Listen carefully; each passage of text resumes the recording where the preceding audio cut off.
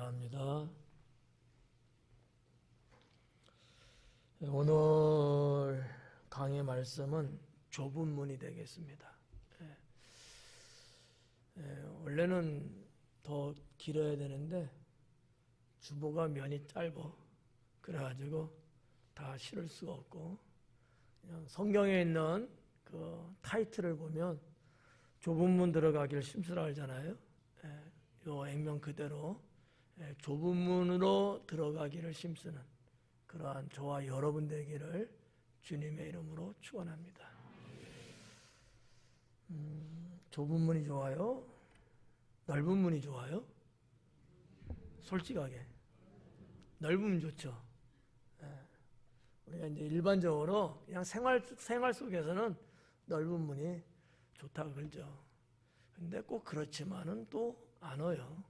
경우에 따라서 기능적으로는 좁은 문이 좋을 때도 있고 또 넓은 문이 좋을 때도 있고 한데 성경에서는 영적으로 넓은 문, 넓은 길은 지옥으로 가는 것, 좁은 문은 천국으로 가는 것, 이렇게 정확하게 갈라놨어요. 그러니까 신앙으로 볼 때는 좁은 문이 좋죠.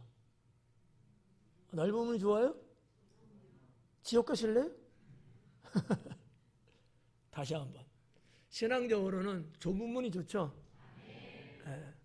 넋이 나간 건 아니죠.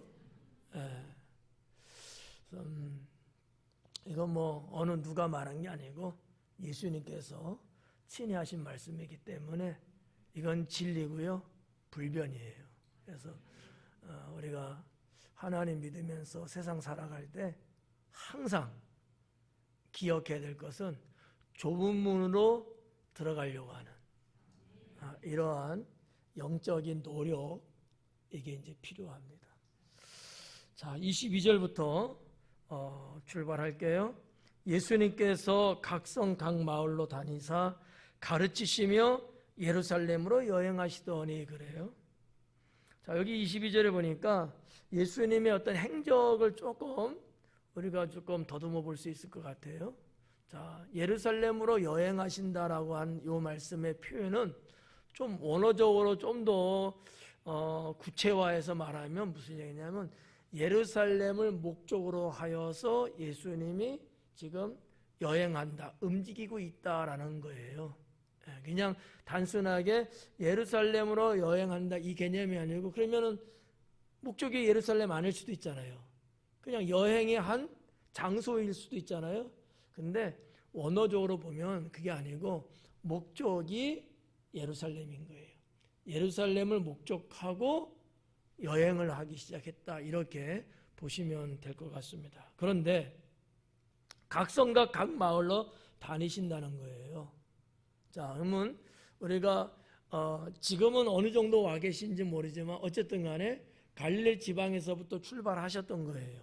쭉 출발하셔갖고 아마 제 추측에는 갈릴리 바다 서쪽을 타고 내려오면서 막달라를 거치고 쭉 내려왔을 거예요.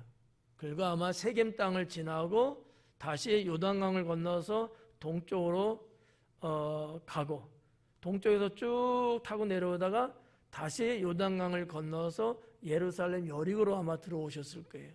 왜냐하면 왜 이렇게 말하냐면 그 당시에 보편적인 길, 도로는 그렇게 돼 있었습니다.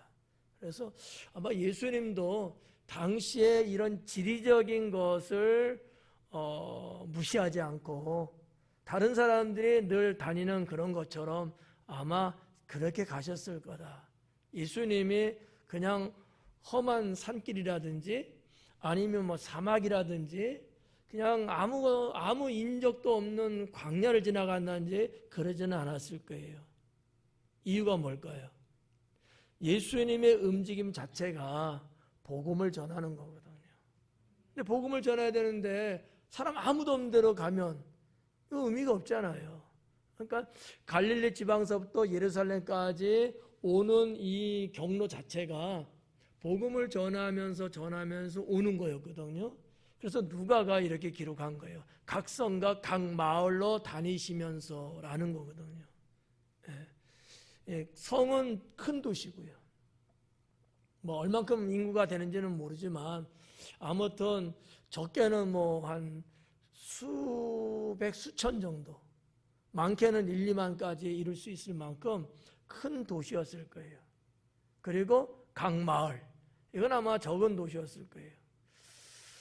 뭐 한 50호 정도?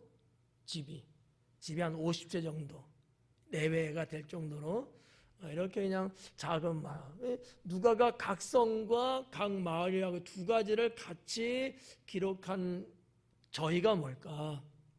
이것은 제가 볼 때 예수님은 큰 성이든 작은 마을이든 가리지 않고 가시는 길목에 있는 도시든 마을이든 다 두루두루 들려서 말씀을 가르쳤다라고 하는 거거든요. 그러니까 예수님의 행적이 그만큼 어떻게 보면 좀 빼곡하게 일정이 되어지지 않았을까, 이렇게 이제 보는 거죠.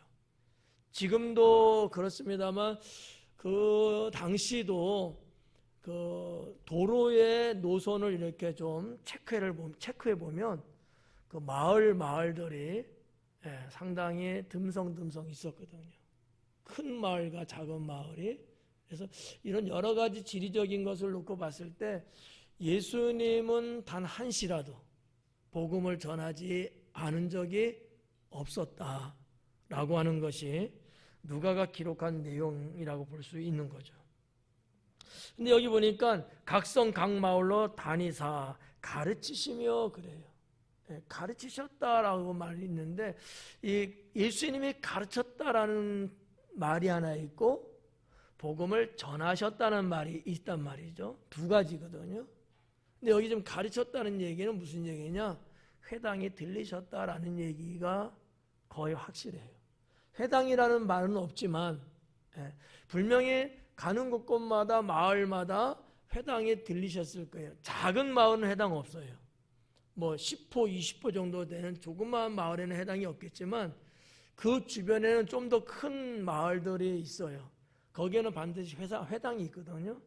거기를 들려서 뭐 회당장이라든지 바리새인 또는 율법사라는 서기관 이런 등등의 유대인들에게 말씀을 가르쳤다는 거죠. 물론 예외적인 것도 있어요. 회당은 굳이 아닐지라도 소규모로 사람들을 만나서 그들에게 이렇게 단도직입적으로 가르치기도 했죠. 그러나 이러한 횟수는 그다지 많지는 않았을 것이다.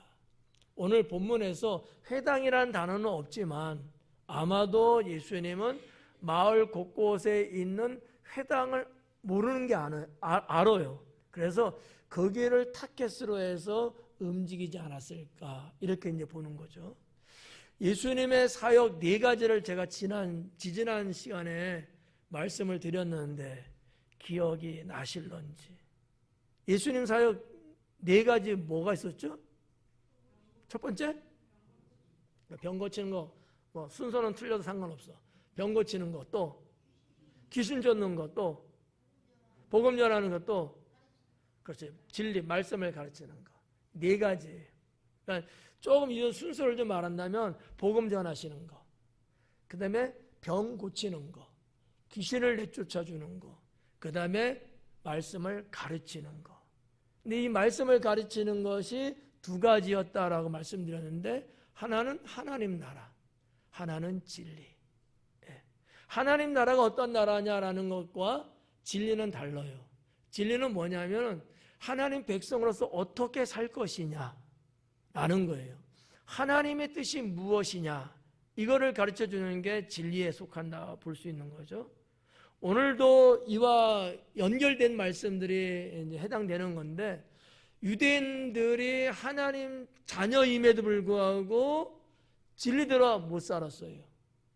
예수님은 그들에게서 책망하시고 또 야단도 치시는 거죠.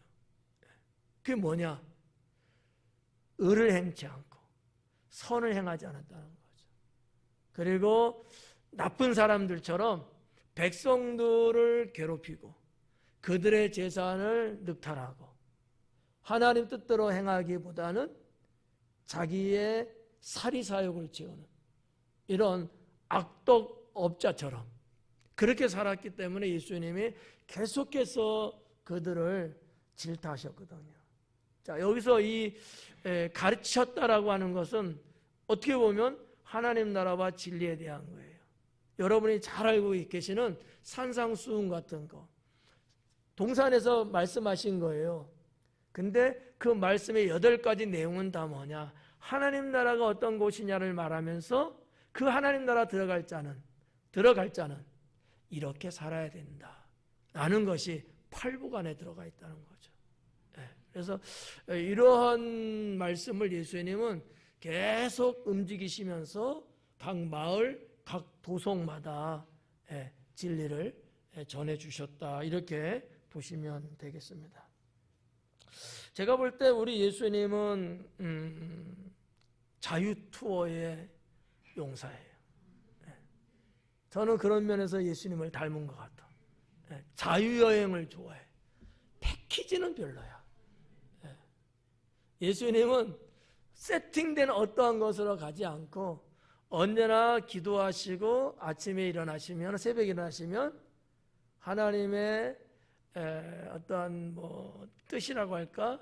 우리 주님의 영적인 흐름을 타고서 이렇게 정해지지는 않았지만 그렇게 찾아다니셨다는 거죠. 그래서 어떻게 보면 제자들은 예수님의 행적을 미리 알 수가 없었어요.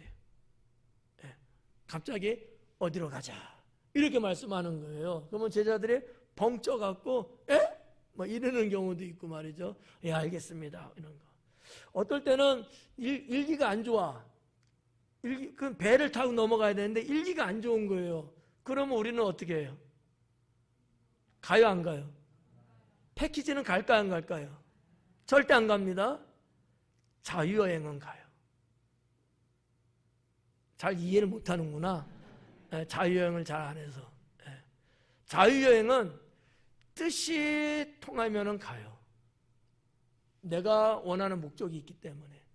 패키지는 내가 아무리 원하는 목적이 있어도 데려가지 않아요. 위험하니까.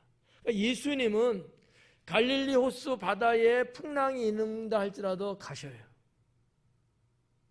뜻이 있기 때문이죠. 이게 하나님의 사람이라는 거죠. 우리들도 마찬가지예요. 여러분들이 하나님의 사람이 맞다면 때로는 이러네 저러네 어쩌네 이런 얘기가 있고 사람들이 이러쿵저러쿵 한다 할지라도 하나님 안에서의 뜻이 분명하면 그것이 힘들던 그것이 때로는 어렵던 내 힘이 벅차던 한다라고 하는 사실이죠. 이게 믿음의 용사라는 거예요. 대부분의 많은 사람들은 안 하려고 하죠. 성경에 나오는 인물들도 안 하려고 했어요. 근데 하나님은 그와 같은 자들에게 강권적으로 말씀하시면서 하라, 가라 이러시는 거예요. 그러면 벙치잖아요. 이러다가 잘못되는 거 아니야? 이러잖아요. 주님이 뭐라고 그랬을까요? 내가 너와 함께 함이니라. 이게 신앙이라는 거죠. 신앙은 논리적으로 계산을 하고 답이 나오면 그걸 갖고 뭐라고 그게 아니라는 거예요. 그거는 세상살이가 그런 거고 하나님 나라의 삶은 그렇지 않아요. 하나님의 계산 방법으로 살아갑니다. 예수님이 그러셨다는 거예요.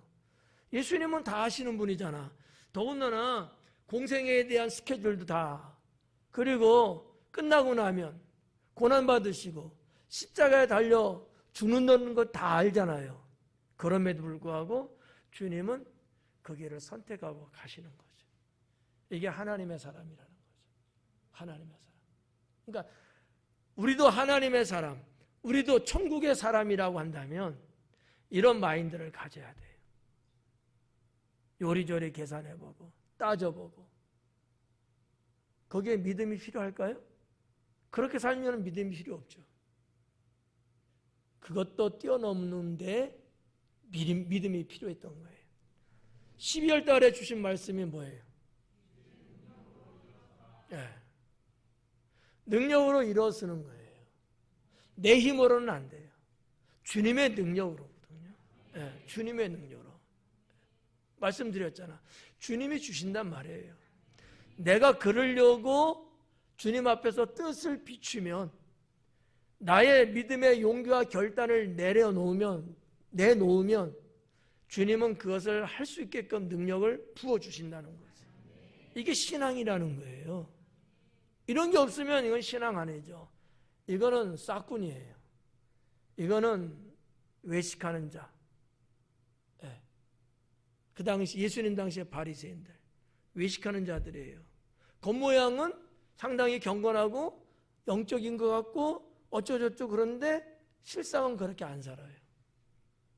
그래서 예수님이 그들을 싫어할 수밖에 없었던 거지. 불쌍히 여길 수밖에 없었던 거예요. 오늘 우리가 이 좁은 문이 주제입니다. 신앙생활을 우리가 하면서 사는데 이런 부분들은 분명하고 확실하게 여러분들이 선을 그을 수 있으셔야 돼. 분명하게 이건 맞아. 이것은 분명하게 내 것이야.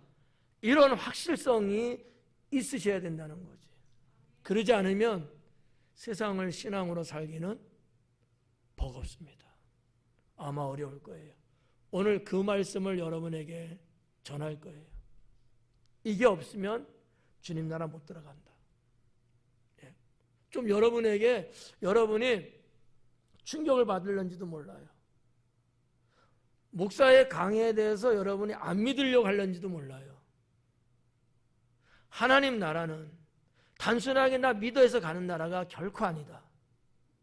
이 점을 명심하셔야 돼요. 교회 몇 번 나왔다고 해서 내가 교회에서 뭔 자리를 이렇게 맡은 게 있다고 해서 우리 부모님 가정 대대로 무슨 신앙의 역사가 있다고 해서 절대 그거 갖고 못 갑니다. 하나님 나라 가볍게 보면 안 돼요. 그 부분을 하나씩 말씀드리려고 합니다. 자, 그러면 이제 22절을 그렇게 보고 23절에 보니까 어떤 사람이 여짜오되, 지금 모여있는 사람들 중에 어떤 사람이에요? 뭐라고 하냐면 주여 구원을 받는 자가 적으니까. 구원을 받는 자가 적습니까? 네. 제가 조금 좀 연출을 한다면 이런 어투일 거예요. 아니 그럼 구원받는 사람은 적습니까? 이 자신만만한 어투예요? 아니면 좀 걱정이 좀 있는 어투예요? 그렇죠. 네. 이런 어투로 물었다는 거지. 왜 그랬을까요? 예수님은 12장 13장을 계속해 오면서 하나님 나라 들어가는 것에 대해서 말씀을 계속했어요. 근데 당시에 유대인들이 볼 때 전혀 지금까지 자기들이 살아온 거하고는 딴판인 것 같은 거예요. 12장서부터 쭉 보면 그렇게 다 되어 있거든요. 예를 들어서 회개해라. 회개치 않는 자는 망하리라 그랬거든요. 근데 이들은 회개한 적이 없는 것 같아. 여러분은 어때요? 회개 잘해요? 잘해? 정말 잘하냐고. 천국 못 가요. 회개하지 않는 자는 천국 못 가는데 여기 이 지금 질문한 이 사람이 다 들었어. 그거를 예수님 하신 말씀 들었거든요. 속에서 쿵닥쿵닥 뛰는 거지.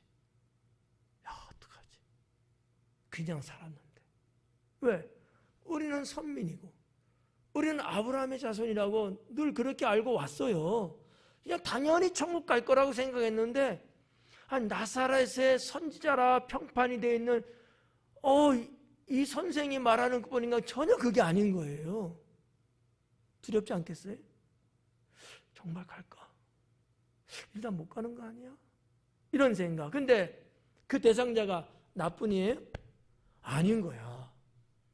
우리 동네 사람들이 다 그래. 우리 민족들이 다 그런 것 같아요. 그래서 한 얘기가 뭐예요? 구원받는 자가 적을까요? 여러분 같으면 많을까요? 물을 것 같아요? 적을까요? 라고 물을 것 같아요. 여러분 같으면.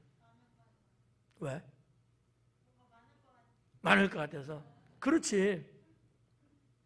주님의 말씀을 듣기 전에는 다 구원받는 거지. 많은 정도가 아니야. 다야 다. 이렇게 생각했는데 예수님 말씀을 듣고 나서는 바뀐 거지. 적을까요? 이 말 속에는 나는 구원받을 수 있을까요? 이게 포함된 거야. 무슨 의미인지 아시겠어요? 왜 그런다 그랬죠? 그들이? 왜 적을 거라고 생각을 미리 짐작하고 있을까? 예수님 말씀에 보니까 그렇게 우리가 안 산 거야. 그렇게 안 산 거야. 네. 그러니 뭐 그럴 수밖에 없죠. 여러분, 교회 나오고 그냥 하나님 믿는다고 하고 이런 겉모양 갖고는요, 여기 질문한 이 유대인 같은 케이스 될 수 있어요. 네. 뭐 그거로 시작해갖고 열매 맺지 못한 나무는 찍어버리라. 그죠? 그게 뭘 의미하는 거예요? 예수님이 무슨 뭐 식물을 무슨 뭐 작살내는 분이에요? 아니잖아요. 하나님 나라는 열매 맺는 것으로 비유하시는 거거든. 열매 못 맺으면 찍어 불에 던지겠다는 거예요. 찍어 불에 던지겠다. 열매 맺으라는 거예요. 그래서 무화과 나무도 저주하신 적도 있잖아요. 그러니까 열매가 없는 거야 나는. 맨날 열매란 무슨 열매? 못된 열매, 죄악의 열매, 쓸데없는 열매, 세상적인 열매, 이런 것만 있지 정말 주님이 하나님이 원하시는 그런 아름답고 성스러운 열매들이 없는 거예요. 성령의 열매도 나와 있잖아요. 그렇죠? 하나님 나라 천국의 열매도 성경에 기록되어 있거든요. 그런 걸 아무리 봐도 없는 거야. 그러니 얼마나 속이 타들어갔겠냐고요. 이 한 사람이 물은 거지만 아마 다른 사람들 마음도 비슷하지 않았을까. 예. 우리는 어때요? 우리는 어떤 열매에 있어요? 뭔 열매? 알았어. 오늘 하루를 사시면서 여러분, 주님의 어떤 열매를 맺으며 사셨습니까? 올 1년을 사시면서 농부들도 몇 개월 농사하고 수고하고 했으면 열매를 추수한다고 하는데 우리는 올 1년을 살면서 어떤 열매를 맺고 추수를 하려고 그렇게 계시고 있습니까? 정말 중요하고 신중한 거예요. 어떻게 하다 보니까 벌써 1년 왔죠.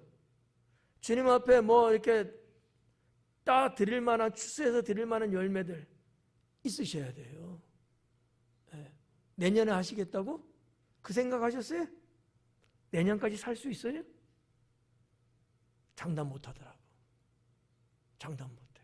그렇잖아요. 네. 그러니까 우리는 때를 따라서 열매를 맺어야 되는 거예요. 시절을 쫓아 열매를 맺는다고 시편에 말하고 있잖아요. 그 시절을 놓쳐버리면 다음은 기약할 수 없습니다. 농부가요 찍어버리겠대요. 우리가 12장에서 본 거 아니겠어요? 찍어버리겠대요. 13장에서 13장 6절 이하에서 아주 1년만 참아주세요 그랬잖아. 만약에 그때도 안 된다면 찍어버리세요. 근데 여러분, 말이 1년 참아달라는 거지 우리 신앙의 연수가 이게 1년이겠냐고요.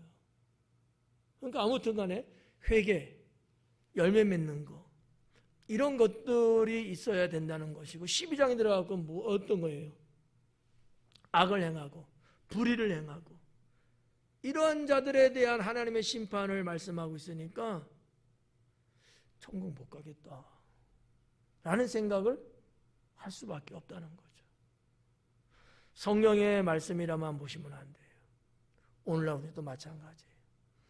하나님께서 성경 신구약을 통해서 계속 믿는 자, 주님의 자녀들에게 하신 말씀이 뭔지 아십니까?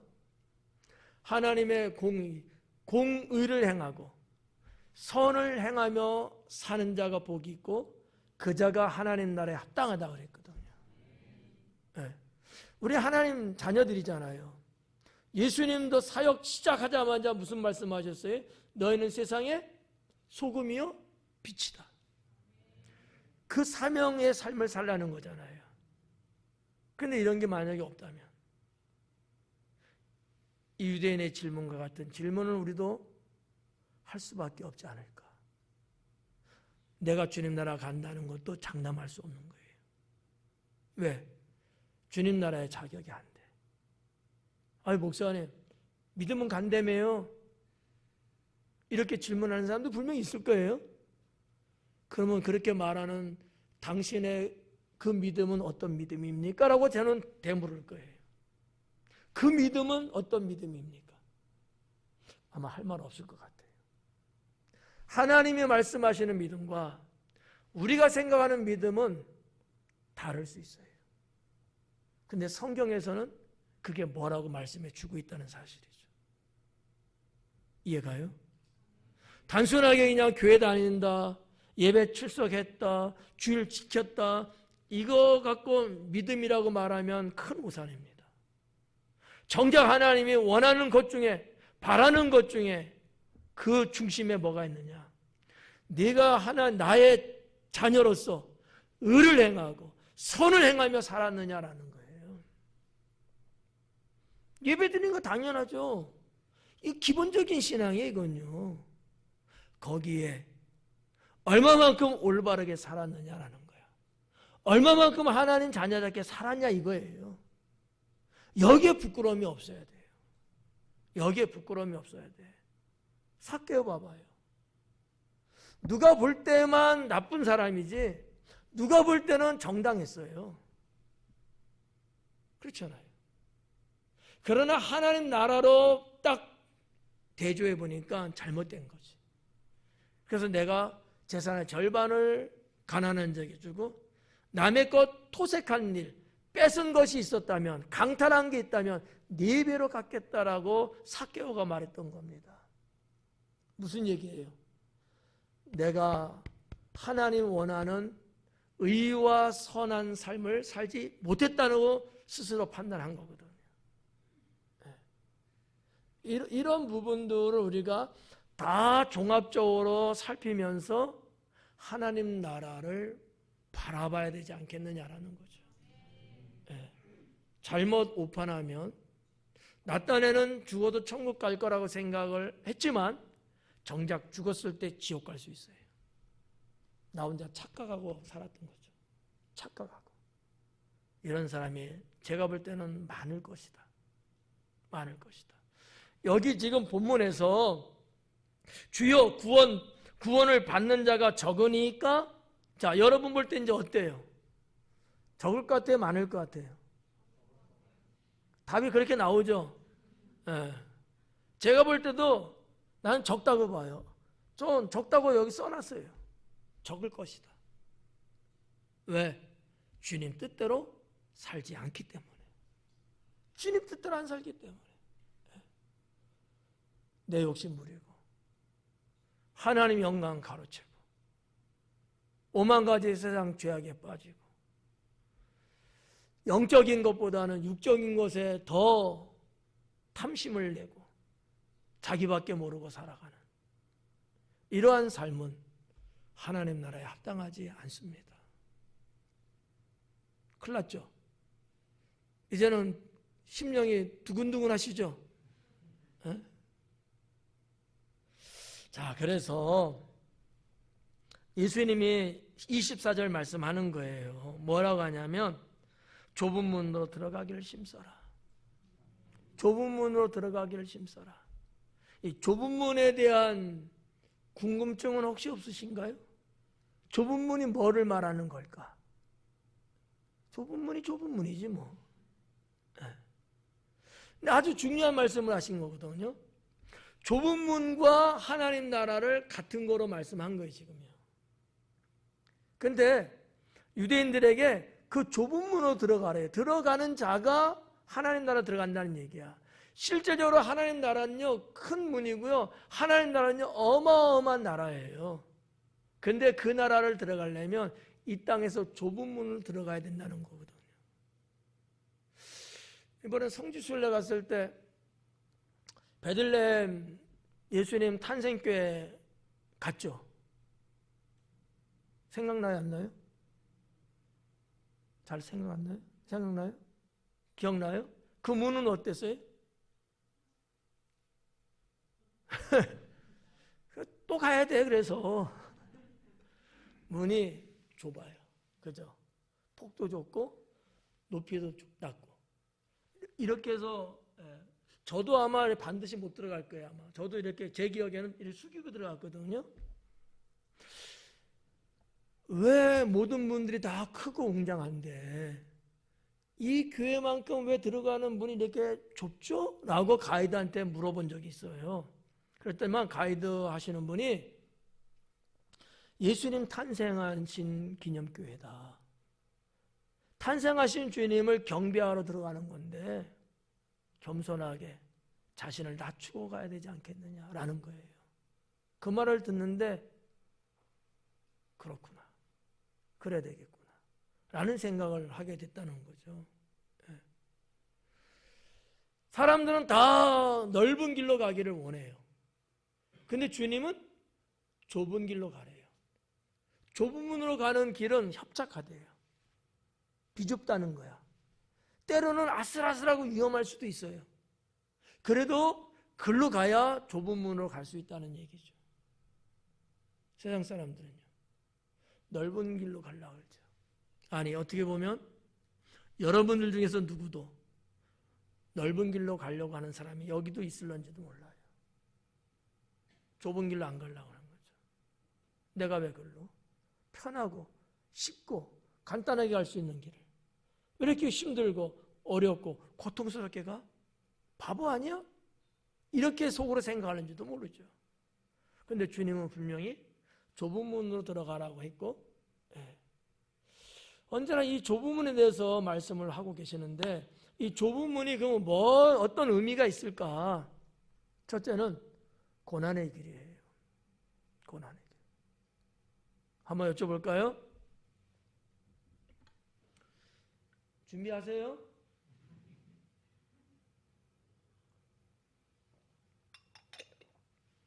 나는 주님을 위해서 고난의 길을 간 적이 있다 없다?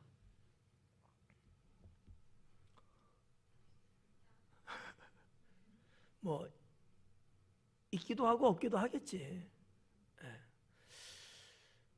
있다고 말하기는 조금 송구하고 없다고 말하려니까 좀 겸손이 좀 그렇고, 사람마다 좀 다를 수 있는데 분명한 것은 나를 위한 고난의 길은 많이들 가는 것 같아. 내가 실수하고 잘못하고 어쩌고 그래서 쓸데없이 험난한 길을 내가 갈 수밖에 없어. 그렇게 인생 살아왔어. 줄줄이 많어. 근데 그게 아니고요, 주님을 위한 고난의 길이에요. 주님을 위한. 쉽지 않죠. 근데 주님은 그게 좁은 문이라는 거죠. 그러면 있어야 될까요? 없어야 될까요? 있어야 되겠죠. 어떻게 하실래요? 가실래요? 안 가실래요? 안녕, 잘 가세요. 가야 됩니다. 그러니까 어떻게 보면 말이죠, 저는 이제 목사입니다. 목사로 주님이 부르셔서 저도 이 길을 가겠는데 주님을 위한 길이잖아요. 고난의 길이에요. 목회의 길은 고난의 길이야. 근데 여러분 만약에 이 길을 가라고 하면 여러분 어떻게 하실래요? 응? 여기서부터 서치할게. 목회의 길 고난의 길인 걸 아시죠? 근데 주님이 그렇게 가래. 어떻게 하실래요? 자, 간다. 주님이 가라면. 목회의 길이에요. 우리 목회자 될 사람 많은데? 손 내리세요. 가는 거예요. 가는 거야. 뭐 목회자의 길에서 저같이 이렇게 목회하는 분도 있고 다른 자기의 재능에 따라서도 이렇게 하시는 분도 있지만 아무튼 제가 이건 예를 드린 거고 나를 위한 고난의 길은 의미 없습니다. 주님을 위한 고난의 길이죠. 이거는 가는 거야. 그게 좁은 문이야. 그게 좁은 문. 예수님도 그러셨거든요. 이 땅에 오셨는데 이유는 만인을 구원하기 위해 오신 거예요. 근데 고난이 이미 예정돼 있잖아요. 그렇지만 가야 될 길이기 때문에 가신 거예요. 그게 좁은 문이기도 한 거죠. 또 뭐가 좁은 문에 해당될 수 있냐면은 뭐 어떻게 보면 헌신이라고 할까? 헌신. 그게 좁은 문이에요. 이게 말이 쉽지 헌신이라는 자체가 그렇게 썩 내키는 건 아니거든요. 어려운 거예요. 그거 왜 내가 해야 되는데? 누구는 안 하는데 왜 내가 해야 되는데? 왜 나만 해야 되는데? 이런 어떠한 단서가 또 붙는 게 이게 헌신이야. 그래서 이 헌신이라는 게 어떤 의미에서 좁은 문에 해당될 수 있습니다. 나를 위해서 하는 건 헌신이라고 말 안 하잖아요. 남을 위해서 하는 걸 헌신이라고 하잖아요. 근데 주님은 성경을 통해서 언제든지 이 헌신을 말씀하고 있는 거예요. 충성과 헌신. 이 두 가지를 말하고 있어요. 나머지는 다 거기에 우스리야. 충성하는 것과 헌신하는 거예요. 그 자가 주님 나라에 합당하다. 여러분 디모데에서도 그런 말씀 하지 않습니까? 병사로 부름받은 자는 나와 함께 고난을 받아라. 이쯤에서 한번 여쭤볼게요. 여러분 주님의 병사가 맞나요? 안 맞나요? 그럼 어떻게 해라는 거예요? 주님과 함께 고난 받으라는 거예요. 근데 고난 가라면 안 갈 것 같은데 안 가려고. 그러니까 우리의 신앙이 이론으로만 끝나면 안 됩니다. 때로는 좀 힘들고 피곤하고 어렵고 험난할 수 있어요. 그럴지라도 그 길을 갈 수 있어요. 헌신이라는 게 그런 거예요. 그렇잖아요. 뭐 나만 헌신하라고 정해놓은 건 아니잖아요. 언제든지 어느 상황에서든지 누군가는 헌신하는 거거든. 여러분 우리 교회 헌신한 자들 때문에 여기까지 온 거예요. 저는 그렇게 생각합니다. 우리 성도님 중에서 몇 프로가 될는지는 모르겠지만 100%는 아니야. 모든 사람이 다 헌신한 건 아니에요. 헌신 안 한 사람들도 많아요. 헌신한 사람들도 많고요. 헌신한 사람들 때문에 우리 교회가 여러 우여곡절도 있었지만 별 탈 없이 여기까지 왔어요. 네. 헌신자가 없었으면 지금도 우리 교회는 아마 힘들고 험난하고 고생바가지 같은 그러한 교회의 형태를 지금도 벗어나지 못하고 있을는지 몰라요. 근데 지금 현실적으로 볼 때 우리 교회는 지금 그런 형태는 없거든요. 여러분 교회 생활하는데 뭐 버겁고 뭐 어쩌고 그런 거 있어요? 없잖아요. 없다는 얘기는 우리 교회 자체가 없다는 얘기예요. 우리 교회 부도날까 봐 걱정하는 분 계셔요? 에? 아니 재정이 마이너스 돼갖고 집 경매 교회 경매 내놓 이거 걱정하는 분 계셔요? 없죠? 있어요? 제가 볼 때는 없을 것 같아. 왜 이게 가능하냐고. 여러분 우리 교회가 한 달에 3천만 원 나가요. 놀라지도 않아. 우리는 부도나야 돼요. 아니면 지출을 다 줄여야 돼요. 근데도 여전히 멀쩡하고 마이너스가 아니고 플러스고 매년 다음 해로 회기를 넘길 때 적자가 아니에요. 이게 어떻게 가능할까? 누군가 헌신하는 사람들이 있어요. 이해가요? 네. 이런 거예요, 일종의. 근데 그거를 그 헌신하는 것을 짊어지기까지 너무나 힘들고 어렵죠. 정말 좁은 문으로 들어가고 싶은 들어가는 거와 똑같아. 예. 아니 넓으면 얼마나 좋아. 하고 들어가면 좋잖아. 좁아서 이렇게 못 들어가. 여러분 그 어디 이렇게 우리 여행지 관광지 가면 그런 거 있죠? 이렇게 죄송합니다. 이게 몸무게 이게 빠져나갈 수 있는 거. 저 두문머리 같은데 양평에도 그거 있어. 저도 꼭 하거든. 1단계는 나도 안 돼.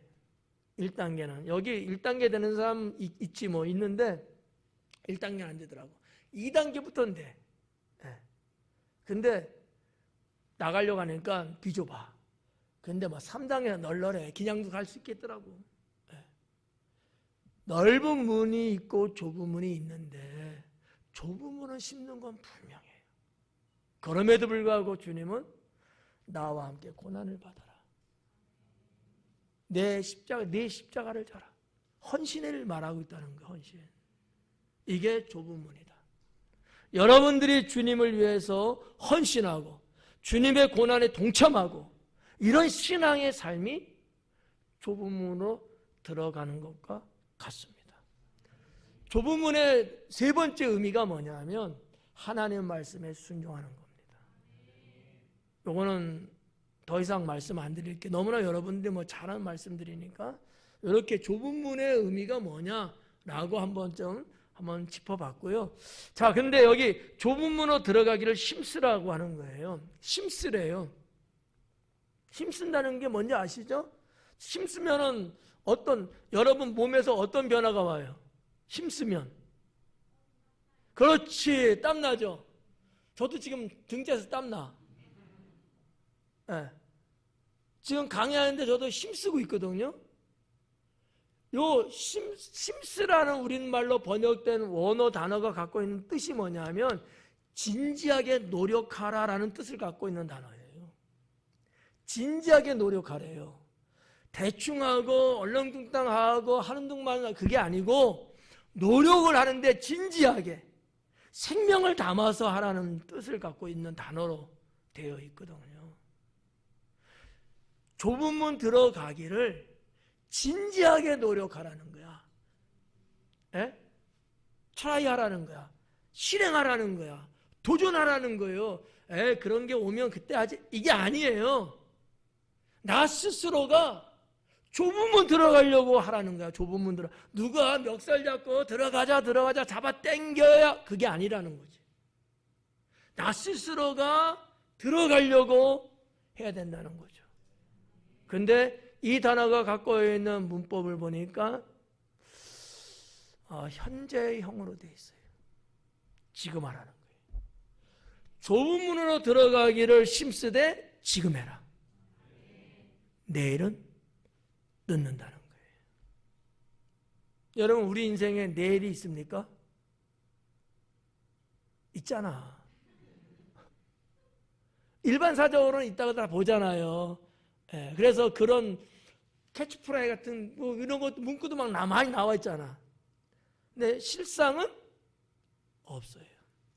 아무도 보장 못해요. 내일은 1시간 후도 보장 못하잖아. 보장할 수 있어요? 저는 없는 것 같아요. 하루하루 주님 생명 연장시킨 삶을 사는 것뿐이지. 네. 지금 하라는 거예요. 어떻게 하죠? 지금 하라는데? 뭐 할래요? 예? 그러니까 뭘 할 거냐고.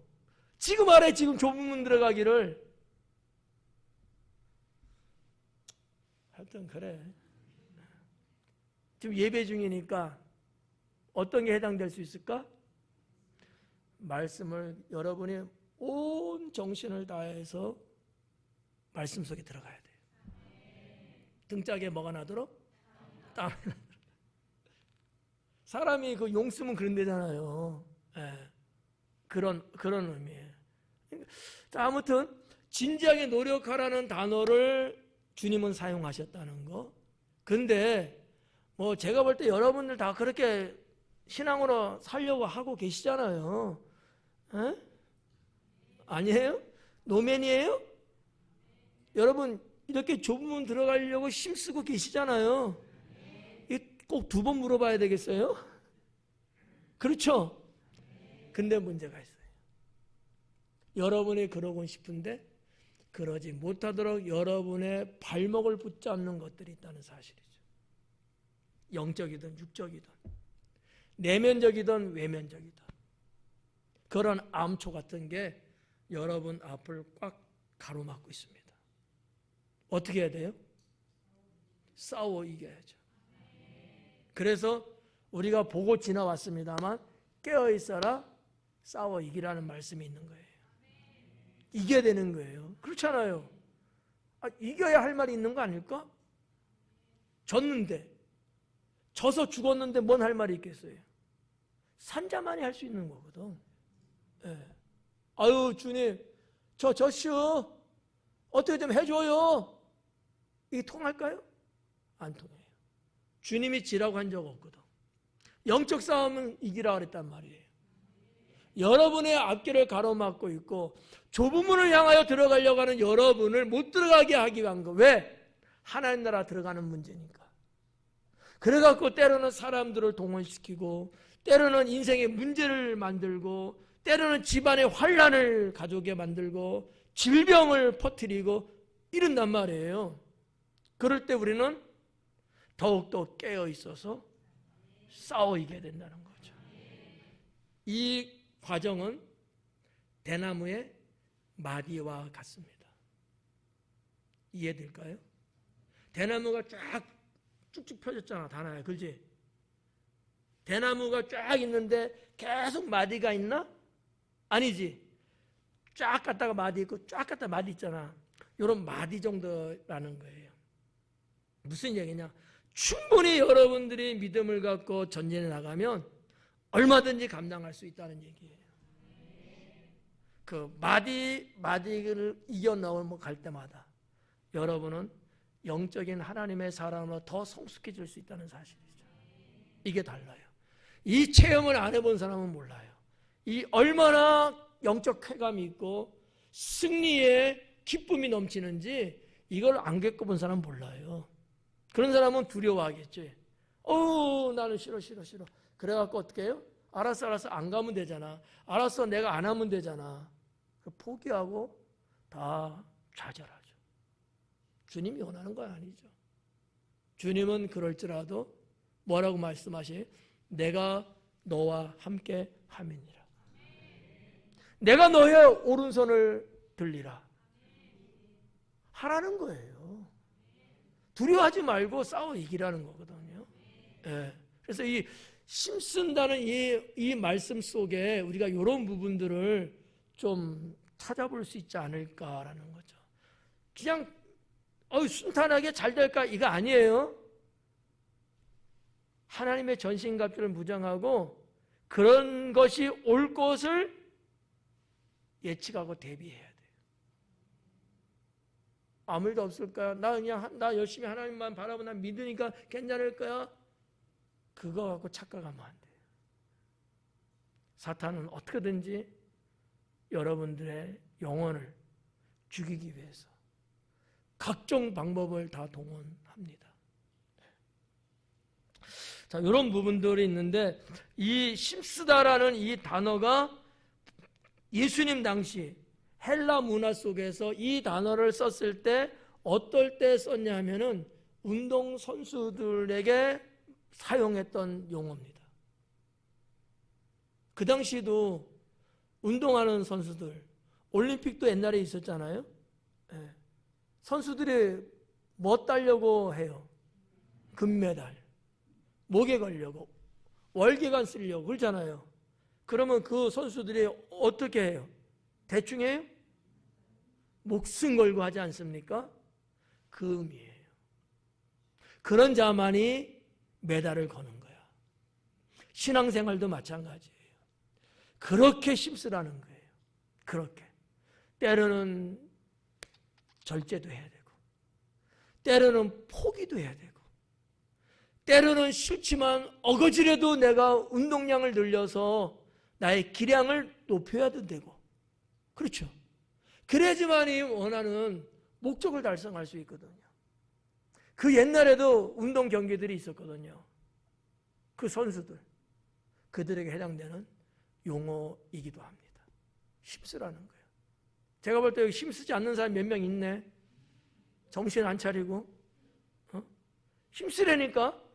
지금 지금 땀이 나도록 지금 힘쓰고 있는데 힘쓰며 승리합시다. 예, 그렇게 이제 보시고요. 24절에 좁은 문으로 들어가기 힘쓰라. 내가 너희에게 이르노니 들어가기를 구하여도 못하는 자가 많으니라 그래요. 들어가기를 구하는데 들어가지 못하는 자가 많대요. 들어가기를 원하는 사람은 많다는 거야. 이게 유대인의 모습이에요.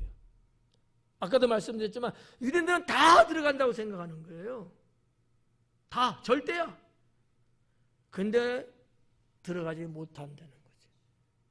들어가려는 사람은 많은데 그렇지 못한 사람이 많다는 거예요. 왜일까? 예수님 말씀에 의하면 한 두 가지만 말씀드릴게요. 하나는 위선적인 행위 때문에. 위선적. 가짜. 흉내만 내고 외식적이고 이런 거. 또 하나는 인간적 노력으로는 안 된다라는 거거든요. 인간적 노력은 안 된다. 무슨 노력해야 돼요? 영적인 신앙적인 노력이야지 인간적인 노력 안 돼요. 그거 갖고 들어가려고 하니까 돈 몇 푼 주면 들어가요? 안 표 어때? 괜찮아요? 이런 거 안 된다는 거야. 이해가시죠? 여기 중요한 게 앞부분과 이 부분이 딱 하나 있어요. 때예요, 때. 하나님이 구원시킬 때, 이때 들어가야 돼요. 이 기회를 놓치면 못 들어가요.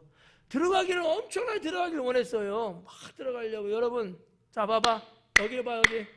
자, 노아 시대 때 어땠어요? 노아 시대 때.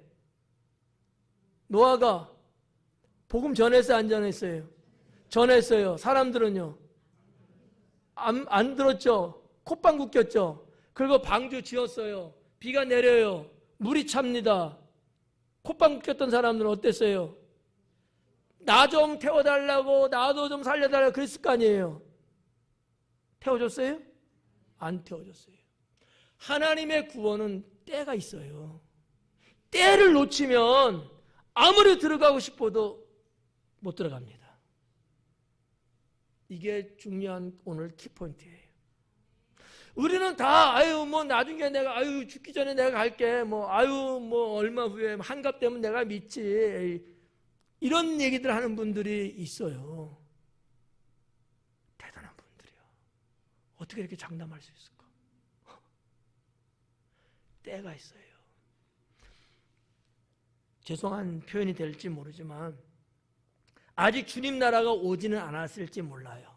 그렇지만 우리 각 영혼들에게 때로는 하나님의 구원에 정한 때가 있을 수 있어요.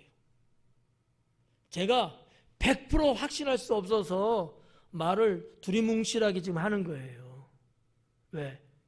이단되긴 싫으니까. 우리가 볼 때는 다 열려있는 시간대야. 그렇죠? 다 열려있는 시간대잖아요. 다. 그런데 하나님 보는 관점에서는 사람에 따라서 구원의 때가 정해져 있다라고 볼 수도 있다는 거예요. 근데 이 사람 시간이 앞으로 50년 남았어. 나도 50년 있겠지라고 생각들 하잖아. 아니에요. 나에게는 5년만 남아있을 수도 있다는 거죠. 이런 말 처음 들어보죠. 나도 여러분에겐 처음 해. 근데 성경을 연구하다 보니까 그럴 수도 있겠다라는 거예요. 오늘 여기 본문에서도 이 하나님 구원의 때를 지금 말하고 있거든요. 여기까지만 보면 몰라요. 그 다음 절 보면 더 정확하게 알 수 있어요.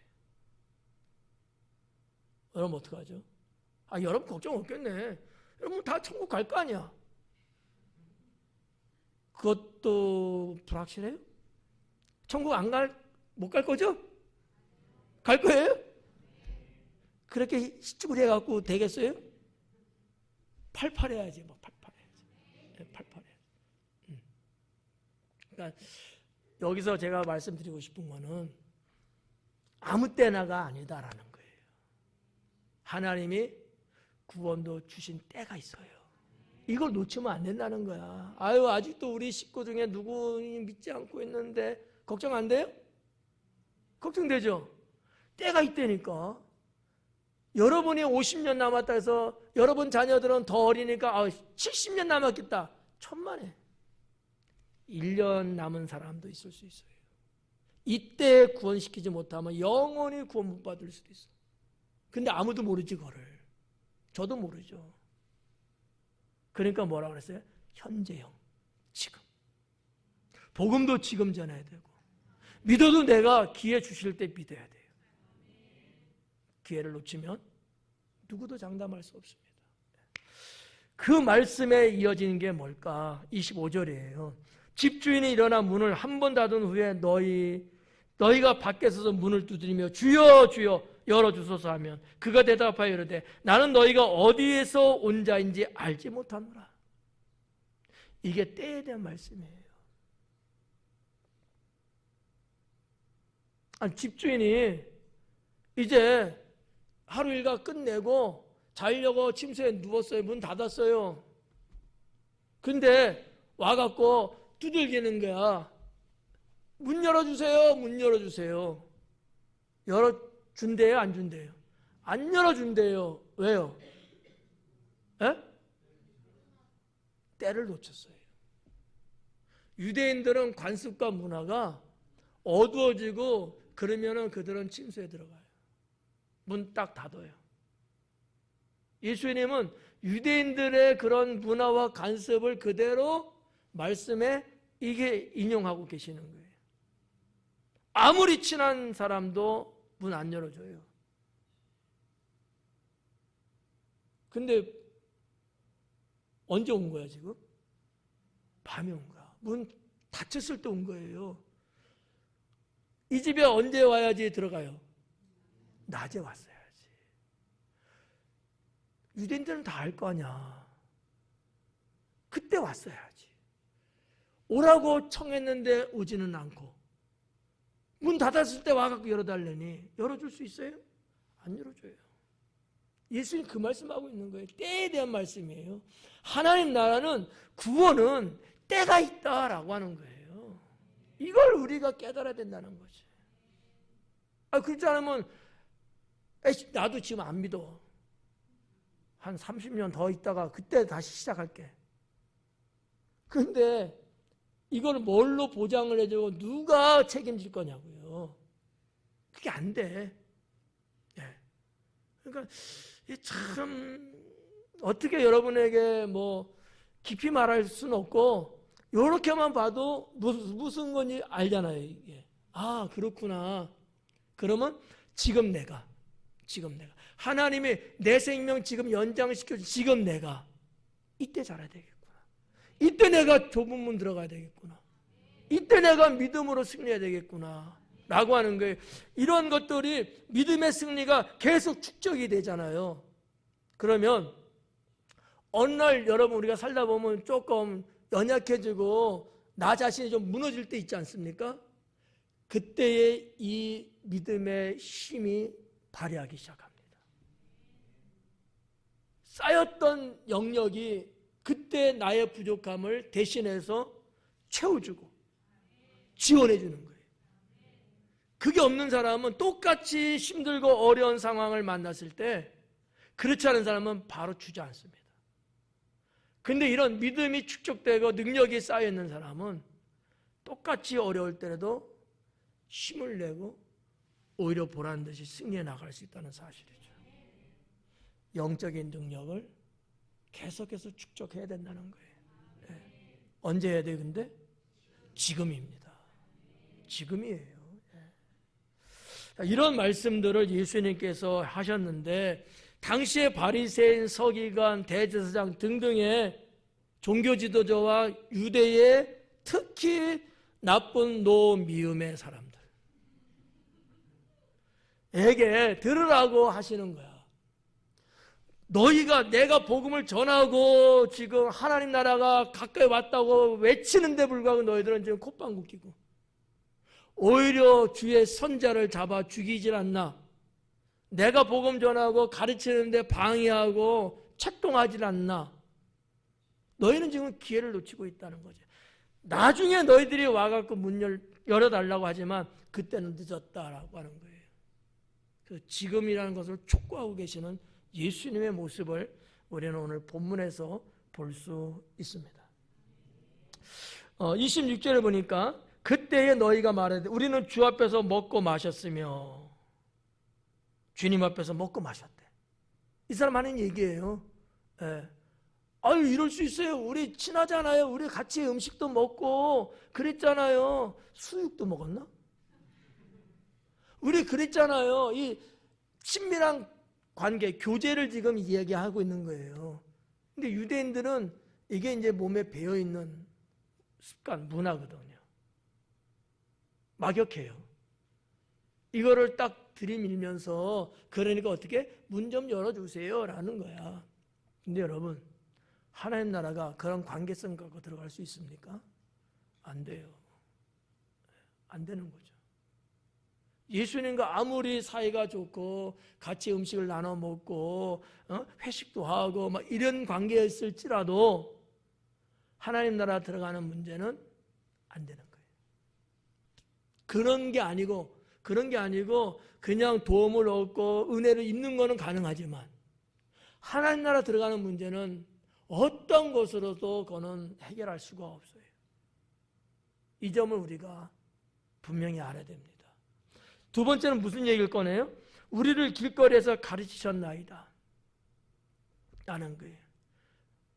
제가 볼 때 이 얘기인즉 예수님께서 복음을 선포하는 걸 들었다는 거야. 이런 자들에게는요, 주님의 제자가 나오지 않습니다. 거의. 어디서 나올까요? 주님하고 대면하면서 소그룹같이 그렇게 말씀, 진리, 배움을 받은 사람들에게서 대체적으로 나오는 거죠. 케리스하고 디다스칼로스하고는 달라요. 이 디다스케라고 보통 말하기도 하는데, 외치는 거예요. 그냥 광야에 듣든 말든 뭐 누가 듣든 간에 하나님 나라가 가까웠습니다. 예수님 믿고 구원받읍시다. 외치는 거예요. 그냥 여기에 해당되는 정도의, 저는 그렇게 보는 거죠. 그게 아니고 우리 성경 공부하듯이 앉아갖고 조곤조곤 하나님 말씀 진리를 배우고 또 그 놓고서 기도하고 실천하려고 하고 이런 개념이 아닌 거예요. 어떻게 보면은 다 주님과 우리는 관련이 있습니다. 이 얘기예요. 예. 그러니까 조금 백을 좀 쓰는 거지. 예.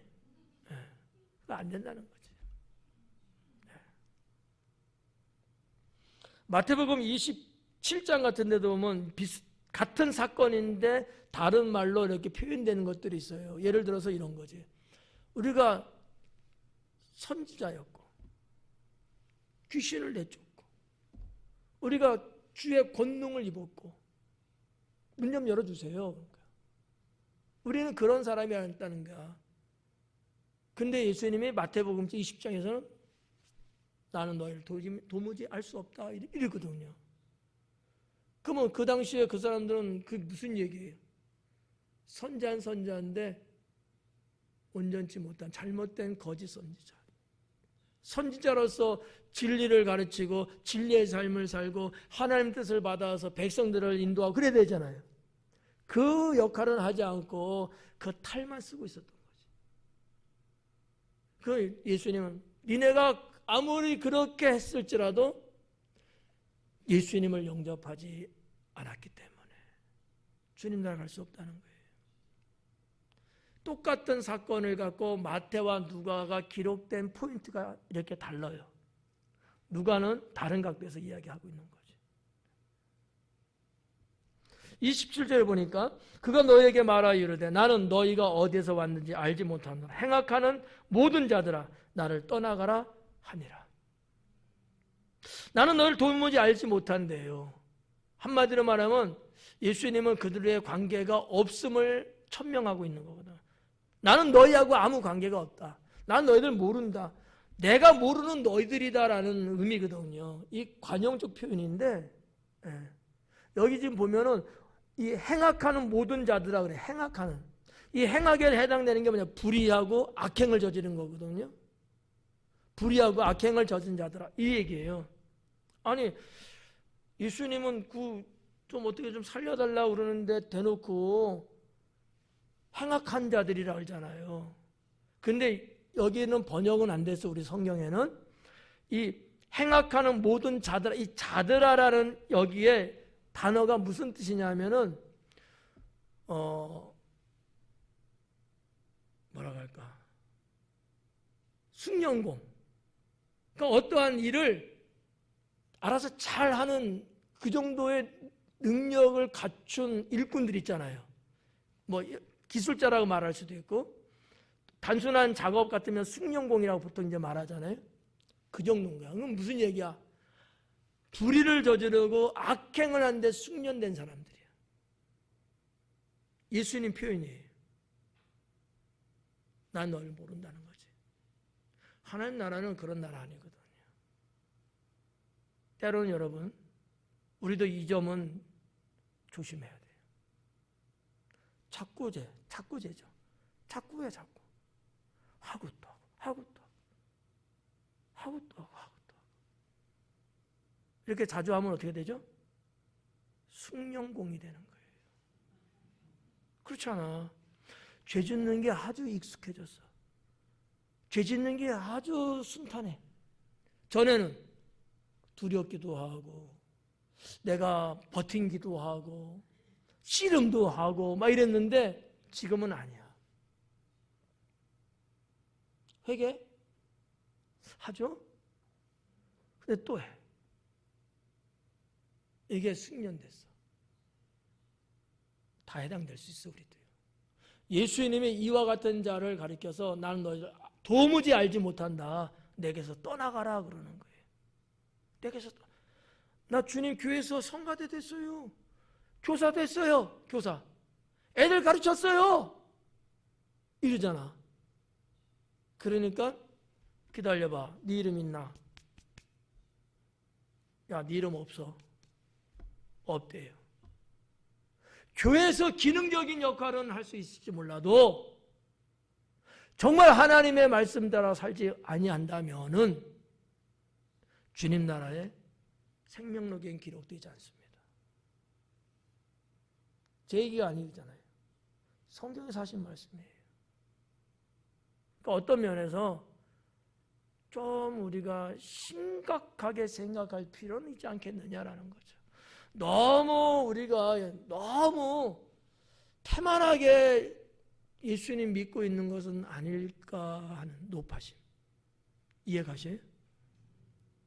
좀 이겨봐요. 좀 이겨보라고. 잘못하면 이 죄 짓는 데 숙련돼 있다니까. 죄 짓는 데 여러분 숙달돼 있으면 돼요? 아니잖아.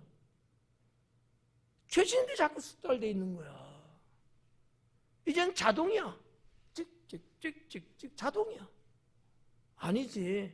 거기에 우리가 브레이크를 걸어야 되고 거기에 우리가 아니라고 따돌려야 되고 우리가 상관없이 떠나가야 되고 뭐 이래야 되잖아요. 근데 아닌 거야. 이젠 죄 짓는 게 편해. 죄 짓는 게. 믿음으로 이기지 못하는 게 편해. 내가 늘 사탄에게 지는 게 편해. 여기에 숙달됐어. 이러면 큰일 나죠. 이러면 안 되죠. 주님의 말씀이에요. 행악하는 모든 자들아. 행악하기에 숙련된 자들아. 이 얘기거든요. 행악에 숙련됐대. 이런 성도가 있어서는 안 된다. 라는 거죠.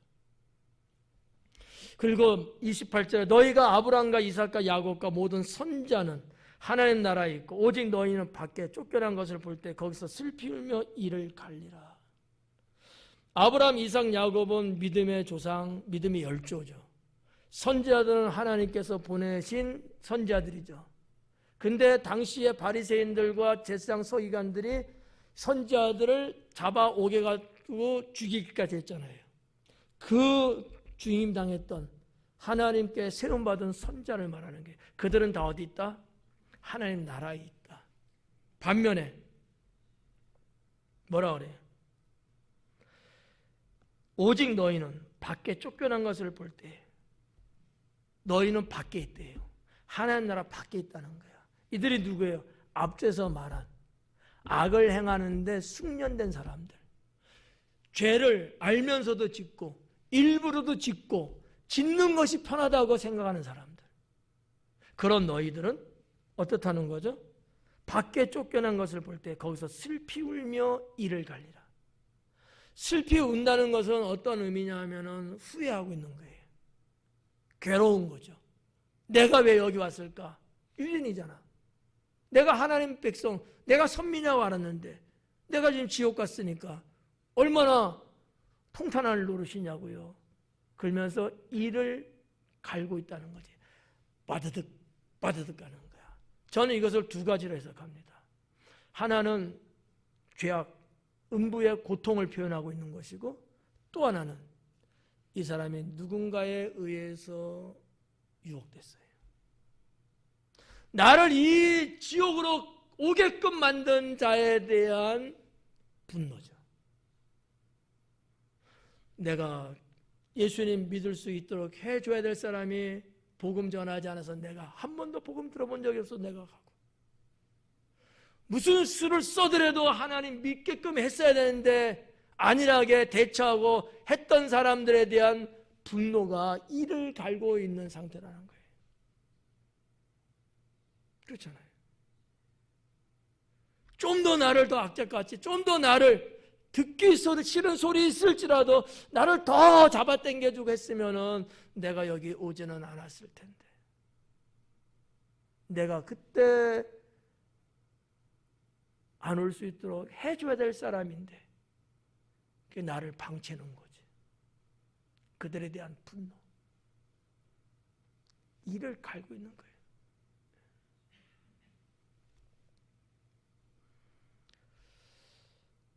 이 29절에 보니까 사람들이 동서남북으로부터 와서 하나님의 나라 잔치에 참여하리니 그래요. 동서남북으로부터 온다는 거죠.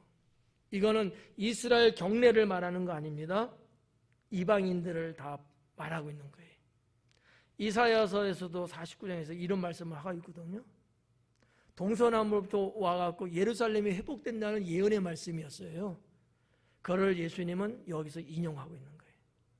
동서남북으로부터 사람들이 몰려온다는 거예요. 이 말은 무슨 얘기냐? 이방인의 구원을 말씀하고 있다라고 하는 것이죠. 그리고 30절에 보라, 나중된 자로서 먼저 될 자도 있고 먼저 된 자로서 나중될 자도 있느니라 하시더라. 누가는 뭐 다른 분들도 그러긴 합니다만, 누가는 여기에서 나중된 자를 중요하게 선택했어요. 문장이 맨 앞에 나오거든요. 그만큼 중요하다는 얘기예요. 나중된 자예요. 누굴까요? 나중된 자, 이방인이에요. 유대인, 이스라엘 백성 유대인들은요, 하나님께 택함 받은 먼저 된 자예요. 어떻게 보면 장자에 해당된다는 거죠. 이방인은 차자예요. 나중된 자야. 근데 그 나중된 자가 먼저 된다는 거지. 왜요? 유대인들이 메시아 예수님을 영접하지 않고 구주로 받아들이지 않고, 그러니까 구원의 복음이 어디로 가는 거예요? 이방인에게. 그 얘기예요. 네. 나중된 자로서 먼저 될 자가 있고 먼저 된 자로서 나중될 자도 있다. 여러분은 먼저 된 자예요, 나중된 자예요? 먼저 된 자. 누구하고 비교해서? 안 믿는 사람. 말 잘했어. 먼저 된 자라면 어떻게 될까? 깨어 있어야 된다는 거예요. 방심하고 그냥 만연하게 안일하게 생각하면 안 된다는 거지. 자, 여러분들은 먼저 된 자야. 산지가 말한 것처럼.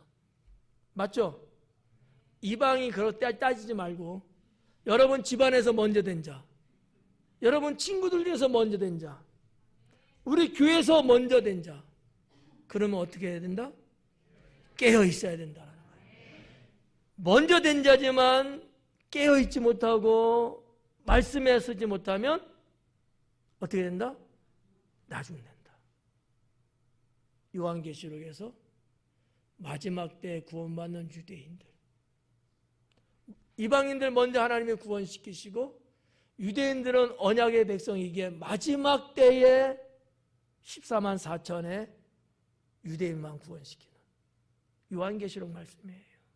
그러니까 저도 울고 여러분도 울고 우리는 이방인이기 때문에 나중됐냐면 맞지만 나중됐지만 우리는 먼저 됐어요. 근데 이제는 먼저 된 자로서 소급 적용해서 우리는 그렇다면은 이걸 뺏기면 안 된다. 우리는 더 깨어있고 더 영적으로 우리는 바로 서 있어야 된다라는 거죠. 그래야지만이 하나님 나라를 놓치지 않게 된다는 거죠. 오늘 여기까지 기도하겠습니다.